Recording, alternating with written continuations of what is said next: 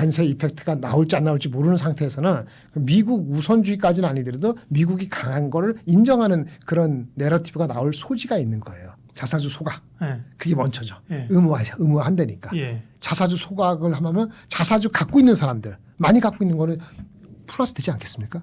뒤로 빠지는 게 아니고 3,250, 3,280, 3,300, 3,350 이렇게 하면 그걸 간다고 보면은 증권주가 다시 랠리하죠. 그리고 뭐 삼성도 있거든요. 그런 식으로 따지면 키움과 덜 오른 주식, 아니 밸류가 있는 아직은 부담이 없는 거는 삼성이나 한국금융주 이렇게 볼 수 있는 거죠. 네, 예민세 경제 토크 유니스토리 자산운용 김장렬 본부장 모셨는데요. 네, 시장 변수하고 상법 개정 관련된 이슈들이 남아 있습니다. 관련된 이야기까지 하도록 할게요. 예. 일단은 뭐 상법 개정 제주사 얘기 전에 시장부터 얘기를 하게 되면 네네. 뭐 시장이 정말 강합니다. 네. 네네. 미국도 잘 가고 그죠? 네, 그렇습니다. 미국은 좀 불안불안하면서 잘 가고 그죠? 네네. 한국은 뭐 약하게 출발했다가도 거의 말아올리면서 다 가요 그죠? 네네. 그만큼 세다는 거죠. 네네.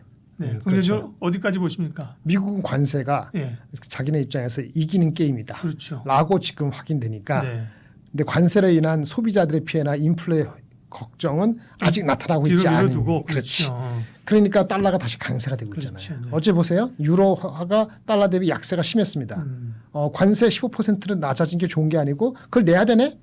그러니까 유로 쪽의 경제 성장이 낮아질 것 같으니까 금리 인하를 또 해야 되네. 이런 거 되면서 유로화가 달러 대비해서 많이 약세됐어요. 그래서 달러가 강세가 됐거든요. 이게 우리가 받고 있는 좀 우리는 입장에서는 넌 USA에서는 조금 신경이 쓰이는 겁니다. 그렇죠. 네. 왜냐하면 진짜 관세 이펙트가 나올지 안 나올지 모르는 상태에서는 미국 우선주의까지는 아니더라도 미국이 강한 거를 인정하는 그런 내러티브가 나올 소지가 있는 거예요. 뭐 한국도 마찬가지죠. 그래서 오늘도 장은 버티고 있습니다만 원 달러는 상당히 좀 높은 쪽에서 고공행진을 하고 있습니다. 언젠가 1,450 가다가 지금 1,490을 다시 넘어서고 있어요. 네. 그런 게 우리하고의 달러하고 원화뿐만 아니고 달러하고 넌 USA의 관세를 둘러싼 해석의 차이가 나오면서 이렇게 되는 거라 보시면 되겠어요. 미국에서 강한 겁니다. 좀 딴 얘기인데 미국 시장은 다시 달릴까요? 사실은 말씀하신 것처럼 미국도 사실 관세 부과한다 할 때 미국도 같이 빠졌잖아요. 이제 빠졌다가 처음 받았죠. 최근에 이제 미국도 뭐 빅테크들이 그래도 수요가 견조하고 그렇죠? 맞습니다. 네. 수요 견조. 실적도 뭐 나쁘지 않은 것 나쁘지 같고 않았죠. 네? 맞아요. 유동성도 있는 것 같고 말씀하신 뭐 물가나 관세 우려가 있지만 달려가는 상황인데 네. 미국도 그러면 사실 우리가 난 US로 주식을 미국을 다 뺄 게 아니라 미국도 좀 가져가야 되는 거 아닌가 이런 생각도 들어요. 맞습니다. 네. 어그리. 예. 다만 단기적으로 많이 올랐어. 미국도 살 건 별로 없어 지금. 그래서 그렇죠? 미국을 말씀을 드리면 네. 국채 수익이 내려가지 않고 있잖아요. 네. 그래서 계속 올라가지 못하는데 한 4.3 정도 만약에 4.1까지는 안 가더라도 금리를 9월 달에 할지 안 할지 아까 헷갈린단 말이에요. 못할 수도 있잖아요. 그러니까 그러면 국채 수익률이 4.1까지 가는 게 빨리 안 나타날 수 있거든요. 4.3 정도로 하고 올해 EPS 기준으로 하면은 역전해가지고 그 다음에 약간의 AI 프리미엄 한 5% 잡고 하면은 한 25배에서 26배를 못 가요. 그럼 25배 어디 정도면은 6,600이 목입니다. S&P. S&P 5. 예. 지금 6,400, 6,600이 그러니까 얼마 안 남았잖아요. 근데 시간이 가면서 아까 AI가 강세고 이익이 좋다며 그러면 내년도 실적에 대한 가시를 조금 당겨서 올해 260이 아니고 EPS를 내년 거하고 올해 거하고 평균해서 EPS 시계를 조금 앞당기면은 같은 PER 25배로도 7,000까지 봅니다. 그러니까 이익에 대한 전망에 대해서 자신감이 있으면은 7,000 보는 거예요. 그 얼마 남는 거예요? 한 7% 남은 거죠. 8%. 이익에 대한 가시성. 뭐 때문에 관세 때문에 이익에 대한 가시성이 없다고 보고 있는데 관세 이펙트가 별로 빨리 안 나타나면은 이익의 가시성이 있는 걸로 착각하고라도 갈 수 있죠. 그건 물론 AI가 견주하다는 거 플러스 그러면 지금 260이라는 EPS가 아니고 내년도 EPS 300 중간 280 정도라면 저절로 6,600이 7,000 되는 겁니다. 그래서 시장에서 7,000까지 나오는 이유가 이익의 가시성, 관세에 미뤄진 효과, 안 보이는 효과 이렇게 하면 7,000까지는 보이는 겁니다. S&P 기준이에요. 7,000이라니까 코스피 5,000이라는데 대통령 5,000 간다는데 김장렬 부장은 7,000 간다고 그러나? 네. S&P 기준이고 네. 국내 증시는 저는 삼성전자의 추가 상승 가능성을 개인적으로 열려 있다고 보는 게 삼성전자가 좋아서가 아니라 상법 개정이나 한국 자본시장의 변화 때문에 외국인들이 한국을 사고 싶어한다. 그럼 뭘 사냐? 삼성전자 사야 되잖아, 그죠? 예스 앤 노인데요. 그런 수요도 있겠습니다만은 네, 네. 패시브 수요가 초반에 그거는 많이 들어오겠습니다만 궁극적으로는 그거는 환율이 달려있어요. 원화가 강세가 지금 다시 약세되는 게 아니고 1350, 40이 되는 상황에서 삼성전자의 이익이 분기이익이 9조, 10조가 간다. 왜 9조씩 말씀드리냐. 작년 9월 초에 1년 전에 작년 9월 초에 지금 주가보다 지금 삼성전자가 더 올라온 상태야. 근데 그 당시에 이익이 9조 넘었거든요. 그러니까 그 가시성이 들어오거나 환율이 내려가거나 원화가 강세돼야지 외국인이 쉬지 않고 들어와요. 외국인이 쉬지 않게 들어오면 지금 50점 몇 %니까 작년 9월 달에 외국인이 55% 있었거든요. 그걸 들어오면은 만약 그렇게 컴비네이션 하면은 8만 원 갑니다. 근데 문제는 걔네들이 바보가 아닌 이상 재고 들어오잖아요. 그래서 이익이 9조 이상 나와서 내년 이익이 진짜 40조가 된다. 라는 거, 환율이 내려간다. 라는 게 컴비네이션 되면은 8만 원 애널리스트 목표 주가 되는 것이 이번에는 맞을지도 모르죠. 근데 그게 아니면은 그거는 속도가 있을 수 있다는 거고 어쨌든 3,500 정도로 한국이 4,000은 둘째치고 지금보다 한 10% 가까운 왜 10%가 중요하냐? 아까 S&P가 7,000 가면은 한 7, 8%가 된 거니까 우리 입장은 어떻게 하죠? 환율이 어떨지 모르니까 한 10% 업사이드 있어야지 들어올 거 아니겠어요? 그러니까 3,200이 3,500 정도로 간다고 봐야지 서학개미만 있는 게 아니고 동학개미로 올 수 있단 말이에요. 당장에. 그러니까 당장에는 7%, 10% 게임이에요. 그러니까 삼성전자가 8만 원 가면 편하게 가는 거고 8만 원이 쉽지 않다 그러면 결국은 다른 곳에서 나와야 되는데 키가 뭡니까? 아까 환율 얘기하고 미국의 금리 인하 얘기했는데 그 말고 우리만의 고유한 건 상법 개정의 효과죠. 그러니까요. 단기적으로는 이제 대주주 양도세 기준을 55에서 10억으로 다시 환원시키는 것 때문에 시장 영향이 있지만 그것보다 더 큰 가중치가 상법 개정이거든요, 그렇죠? 아까 이제 말씀 삼성전자도 예를 들면 파운드리에 수주한 게 좋은 거죠, 이제. 그러나 HBM에 비하면 한 5분의 1 정도 밸류라고 얘기한 것처럼 대주주 양도세 기준을 강화하는 거는 부담이죠, 그죠? 그러나 상법 개정에 대한 기대가 더 크다, 그죠? 그럼 남아 있는 건 뭐예요, 지금? 자사주 소각? 자사주 소각. 네. 그게 먼저죠. 네. 의무화한다니까. 예. 6개월 만에 할지 갖고 있는 거 뭐 6개월인지 1년인지 아니면 새로 사는 건 또 바로 하는지 극단적 이거잖아요. 갖고 있는 거 6개월 만에 다 하고 새로 살 거는 바로 아니면 특별한 이유 없으면 이런 거잖아요. 아주 타이트하게. 그게 되면 어떤 효과가 있을까요? 그럼 법으로 하는 거니까 있는 거는 해야 되는 거니까 이건 자사주 소각을 하면 자사주 갖고 있는 사람들 많이 갖고 있는 거는 플러스 되지 않겠습니까? 그런 게 몇 개 있죠. 지주사 중에서는 SK 예를 들어서 SK 두산 이런 데가 아마 자사주 비율이 한 15% 20% 될 거예요 아마. 그래서 그거는 다른 펀더멘털적인 이유가 더 있다면 더욱이 많이 빠졌을 때 아직까지 그거에 대한 믿음이 있으면 들어갈 수 있다고 보여지는 겁니다. 네. 예. 근데 지주사 증권주가 뭐 정말 겁나게 올랐다 그죠? 네네. 겁나게 올랐다가 한 15% 20% 빠졌죠. 그렇죠. 지금 조정 20% 받았잖아요, 빠졌어요. 그죠? 네. 네.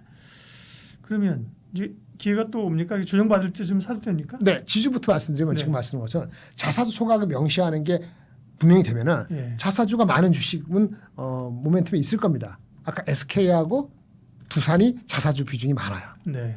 나머지는 그렇게 크지는 않은 것 같거든요. LS가 좀 있구나. 뭐 이렇게 있어요. 근데 펀더멘털이 워낙 나쁘면 의미가 없는데 LS도 그렇고 SK는 그렇다 치고 두산은 괜찮다고 아까 말씀드렸잖아요. 그러니까 두산 같은 경우 외국인이 계속 샀던 이유가 있는 거죠. 근데 최근에 와서 두산 에너비티가 삐끗하니까 좀 많이 빠진 거잖아요. 근데 펀더멘털이라든지 자사주 소각에 대한 임팩트는 그런 주식들이 남아 있어요. 그게 있고요. 네. 그다음에 또 뭐가 있습니까? 어쨌든 3,200에서 뒤로 빠지는 게 아니고 3,250, 3,280, 3,300, 3,350 이렇게 하면 그걸 간다고 보면은 증권주가 다시 랠리하죠. 거래량이 늘잖아요. 그렇죠. 네. 지금 그 몇 주 사이 최근 동안에는 예탁 자금이 더 늘진 않았어요. 한 달 전에 많이 올라오고 나서. 근데 예탁 자금이 빠지지도 않고 있으니까 눈치 보고 있는 거예요. 그러니까 대기하고 있는 거예요. 여차하면 들어올라왔는데 그 여차하면 들어올 모멘텀에 뭐가 됐든 되면은 거래가 늘면은 키움증권이나 미래에셋증권이 가장 영향이 있고요. 물론 거기 증권회사 중에서도 그 자사주 비중이 많은 부국이나 뭐 신용증권은 왕 난리치니까 그건 빼놓고 우리가 일반적으로 거래에 있어서 해외나 한국이나 이런 마켓쉐어 측면에서는 키움하고 아까 말씀드린 미래에셋증권이 있는데 가장 많이 간 게 주가적으로 미래에셋 하다 보니까 주가적으로 부담이 상대적으로 적다고 보고 레버리지가 있는 거. 예를 들어서 만약에 그 거래량이요. 1조만 늘어도 우리가 지금 3, 40조 거래되잖아요. 1조만 늘어도 그 이펙트가 가장 큰 거는 키움이에요. 그 뭐 삼성도 있거든요. 그런 식으로 따지면 키움과 덜 오른 주식, 아니 밸류가 있는 아직은 부담이 없는 거는 삼성이나 한국금융주 이렇게 볼 수 있는 거죠. 전제가 주식장이 안 빠지고 기어 오른다는 전제를 깔으면 증권에서도 아직 기회는 있다고 보여지는 겁니다. 다만 엄청 싸지는 않게 좀 올라왔어요. PBR이 한 0.85배 났거든요. 근데 예전에 우리가 그 뭐지 옛날에도 이렇게 뭐 증권주 이렇게 무슨 뭐 이렇게 밸류업 할 때 보면은 0.4배 뭐 그러지 않았어요 보통? 아니, 그러니까 올라왔을 때. 그러니까 올라가기 전에. 올라가기 전에 0.45배였지. 그러니까 0.85배 됐거든요. 근데 이게 올라갔을 때 1배 이상 넘어가지 못했기 때문에 그렇게 따지면 최근에 빠졌으니까 세이프티 마진이 한 15% 있는 것 같아요. 20%. 그러니까 고점에서 내려온 것만큼은 다시 한번 트라이를 할 수 있다라고 보는 겁니다. 이거는 이제 우리가 한 3,500까지만 보면 그런 거고 진짜 내년도까지 4,000까지 본다 그러면은 5,000원 좀 그렇다 치고 뭐 그렇게 보면 증권주가 내려갈 때마다 한 켠에 있는 필요가 있는 거죠.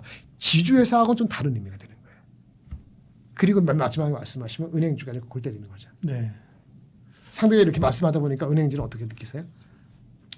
그리고 은행주도 사실 올해 많이 올랐잖아요. 많이 올랐는데 새 정부 들어서 지금 돈놀이만 하고 있는 그 말이 컸어요. 그 말을 해서 이제 화들짝 놀란 거잖아요. 네네. 사실 그 얘기가 아니면 은행주도 사실은 이런 밸류업에 포함될 수 있는 거잖아요. 네.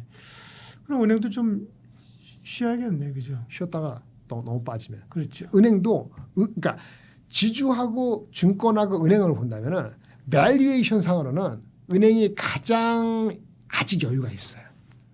그 KB 말고는 KB만 0.7이 넘어갔고요. 나머지는 0.6이 안 되거든요. 근데 그 일본 같은 나라의 은행주가 그 밸류가 업이 돼서 올라왔을 때 초반에 갔던 게 0.8배까지 갔어요. 그러니까 한국이 일본을 추종한다 그러면은 아직 밸류에이션상은 여유가 있는 건데 은행이 잘 되려면 아까 그런 국가에서 이렇게 쥐어짜는 거 그런 코멘트가 안 나와야 되는 게 필요하고요. 그 다음에 원화가 강세가 될 필요가 있어요. 주주 한다면서요. 50% 하고 하려면 뭐 CET1 자기 자본 비율이 뭐 CET1이 13% 이상 넘어가고 주주 환원을 더 많이 해야 된다잖아요. 근데 우리가 달러가 강세가 되면은 원화가 약세가 되면은 CET1 자기 자본 비율을 높이는데 한도가 생겨요. 그래서 원화가 강세가 돼야지 CET1 비율이 높아지면서 주주 환원 정책을 좀 편하게 할 수 있거든요. 원화가 강세되는 거, 그냥 정부에서 그렇게 스퀴즈하는 임팩트가 별로 안 나오는 그런 흐름이 될 때, 미국, 일본하고 대비했을 때 밸류가 아직 여유가 있네. 그러면 가는 거 아니야? 이렇게 모아져야 되는 것 같아요. 그러다 보니까 밸류는 가장 싼데 지주증권은행 중에서 그럼에도 불구하고 모멘텀적으로는 아주 최근에 호되게 맞은 게 좀 아쉽지만 그렇게 돼 있다라고 말씀을 드리겠습니다. 네. 상폭개정에서 그러니까요. 일단 좀 시간이 필요하죠. 네. 생각보다 빠르게 상폭개정안을 통과시켰는데 자사주 이제 문제가 매듭이 돼야 되고 그죠? 맞습니다. 그다음에 이제 기업들이 실제로 배당을 많이 할 수 있도록 해주고 배당소득 분리과세 이런 것도 하고 또 세제개혁이랑 엮여 있는 거잖아요. 그게 이제 35% 실링을 높이면은 25%랑 35%는 엄청 큰 차이 아닙니까? 네. 예, 그래서 그것도 실질적으로 어떤 배당의 액션을 일으킬지는 크게 좀 언서틴티가 있는 거죠. 네. 확정을 줘야 될 것 같아요. 25가 됐든 28이 됐든.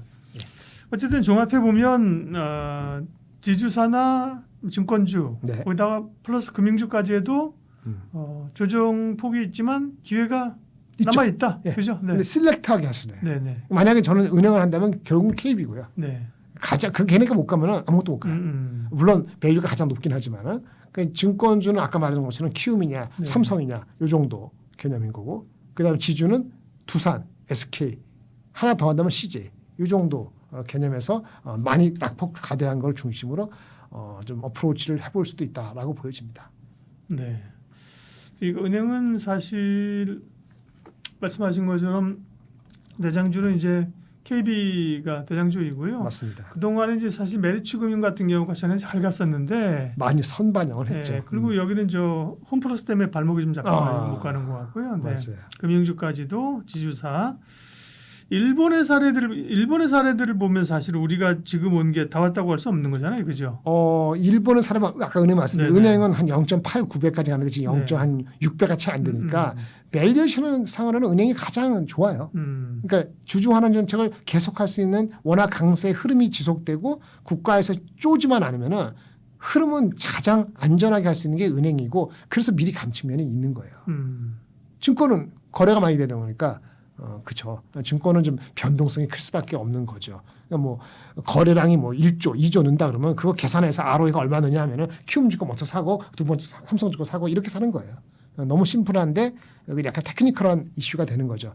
6월 달에 거래대금 많이 늘었는데 최근에 와서는 거래가 약간 더 줄기도 했어요. 그래서 그런 모멘텀을 찾는 게 중요하다. 그런데 증권도 아주 단기적으로 보면은 3분기 실적이 엄청 좋지 않으면 작년 3분기보다는 이익 측면에서의 비교, 지금은 2분기밖에 보고 있지만 3분기 측면의 이익 비교는 아주 좋지는 않아요.